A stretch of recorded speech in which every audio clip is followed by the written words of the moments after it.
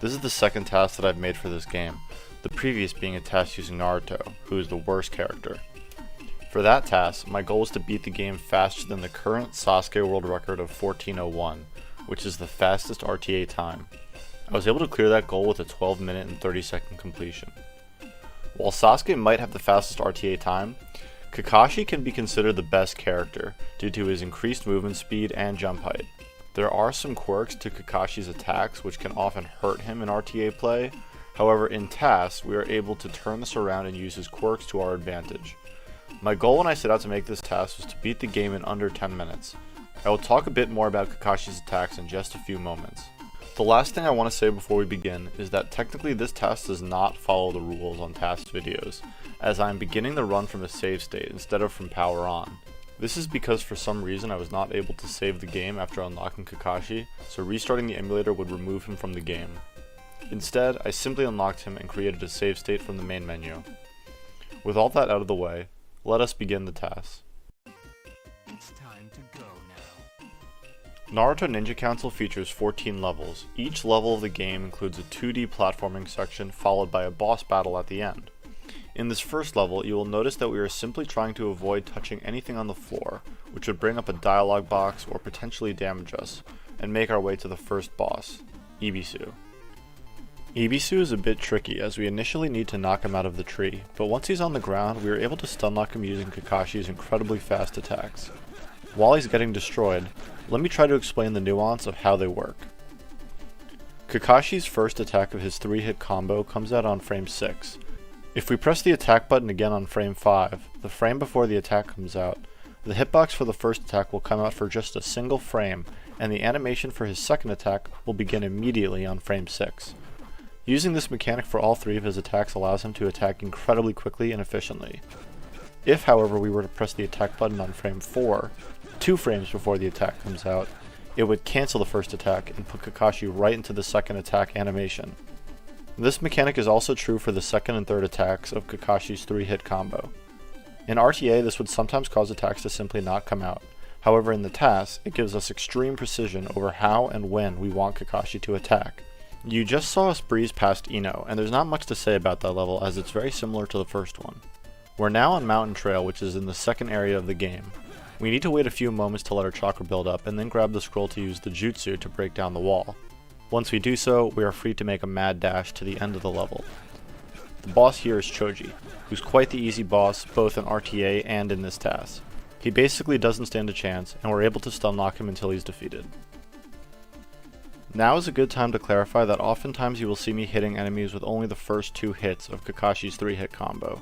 This is because the third hit causes the enemy to get knocked down and wastes a fair bit of time versus frame perfectly wailing on them with your first 2 attacks.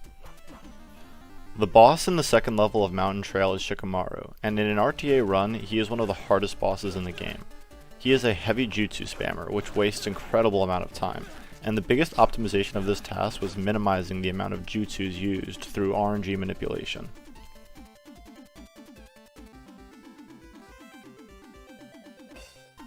Now we are coming up to the grassy plains, where we will see a cool skip during the platforming section of this level. It occurs when we do an aerial attack off some crows, which gives us a large boost of vertical momentum and allows us to climb over a tree. In addition, we normally would need to get a scroll, which wastes a lot of time, but this jump makes it possible to skip the scroll. The boss here is Rock Lee. Usually once he is at half health, he will call Might Guy to his aid, who will heal him back to full HP and cause him to spam jutsus. This obviously wastes time, and we are able to use the exploit with Kakashi's attacks to get past this easily. By cancelling the first and second attacks of Kakashi's 3-hit combo, we're able to finish Rock Lee off by solely using the last hit, which causes a knockdown. For some reason, when knocked down, Rock Lee does not call for Might Guy's help. Right here you will see a very TAS-only trick which occurs when I do 2 aerial attacks over these 2 enemies to get over the tree. Here we will have to fight Haku, who is not super difficult, and TAS Kakashi makes quick work of him.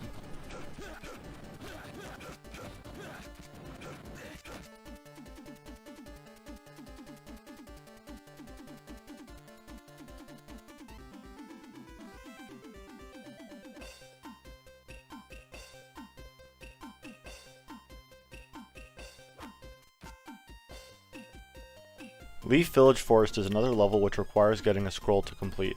We use the scrolls to burn down the trees and make it to Kiba as fast as possible.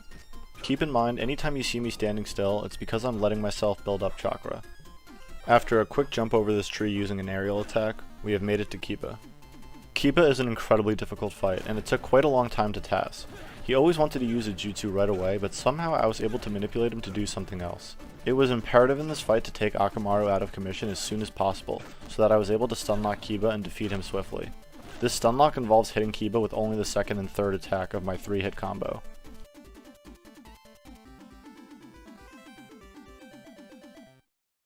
The second level of Leaf Village Forest also includes some tree burning, as well as a repeat fight against Rock Lee. I will basically need to wait for my chakra bar to be completely full because there's a lot of trees that I need to burn down. Once I have done so, I'm able to freely run to the end of the level.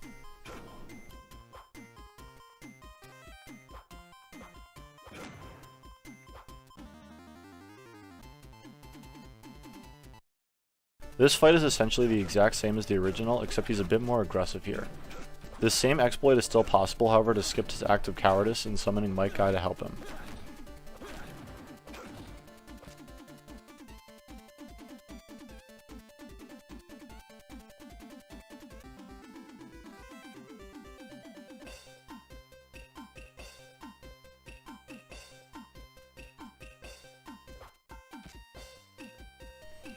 We are now in the Leaf Village and it is burning to the ground.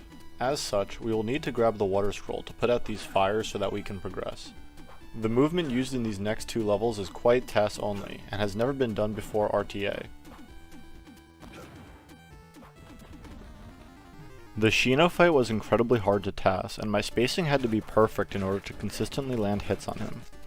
If I was even just 1 pixel further away from him, his bug attack would hit me and cause a long damaging animation. Fortunately, I was able to find a way to avoid this attack over and over and defeat him quickly.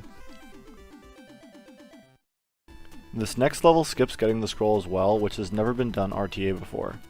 It is an extremely difficult route, much more so than the previous level, and I do not see anyone completing it RTA anytime soon. The boss here is Neji, who will fearlessly scrap with us. We both consistently damage each other the whole fight, however we are able to do much more with our frame-perfect attacks. There is a strategy here which involves him using a jutsu and then stunlocking him immediately after, but this is much more of an RTA strat, as waiting for him to use a jutsu wastes a lot of time.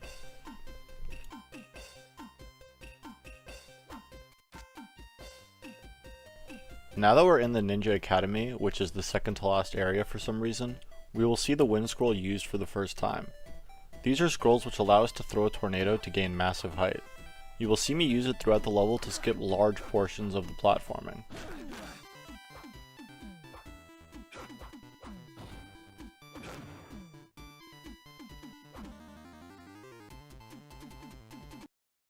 Tamari is an incredibly finicky boss fight, and can either be very easy or very difficult. Fortunately, she wasn't too bad here, and I was able to manipulate her to not use any jutsus throughout the fight, which was the biggest optimization.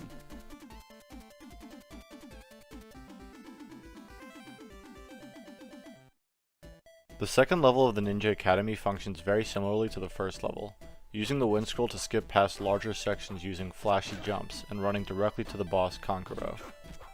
Quick fun fact, today, May 15th, is Kankuro's birthday, and tomorrow is mine. Kankuro can be a very difficult boss in this game, as he loves to randomly use jutsus without any warning. It almost felt like every single hit that landed on him could have potentially caused him to use a jutsu, and I had to constantly play around with my timings to manipulate away his use of jutsus.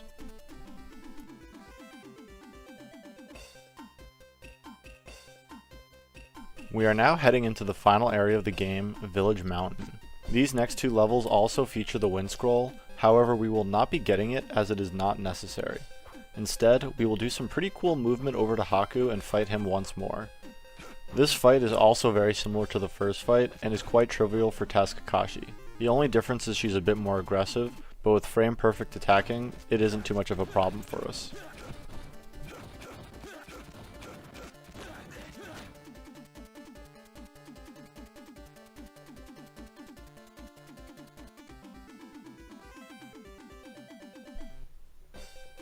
In this last platforming level, we will also skip the wind scroll here and instead perform some sweet parkour to launch ourselves over any obstacles as well as the tree at the very end of the level to get to our pseudo final boss, Zabuza. Zabuza is hard as hell. He can randomly parry basically any attack you do, has a massive shuriken which tears through you, and attacks faster than anyone else. This fight took an ungodly amount of time to TAS, as I felt like I had to try a million different timings for each attack on him to get it to work in a way that was beneficial to me. Now we just need to fight the true final boss in the game, Orochimaru. He is the worst. If you thought Zabuza was bad, Orochimaru is a million times worse for one reason and one reason only. He is the heaviest jutsu spammer in the game, and his jutsus waste an unbelievable amount of time. Somehow after many hours of testing different inputs and approaches, I was somehow able to manipulate away every single jutsu he would throw at me. Once we run up to the third Hokage and save our game, time stops. Thank you everyone so much for watching my TAS, and huge thanks to the Anime Speedruns Discord and the Anime Speedruns Festival for having me. Before I hop off, I have a few things that I want to mention about this run that I think is interesting. The first is that it is my opinion that getting a jutsuless run is the absolute biggest feat of this TAS, and is definitely what allowed the sub 10 to be possible. Another fun fact for this run is that originally I did a TAS which was a 10:07, but I was so upset at how close I was to sub 10 that I had to redo the entire thing from scratch.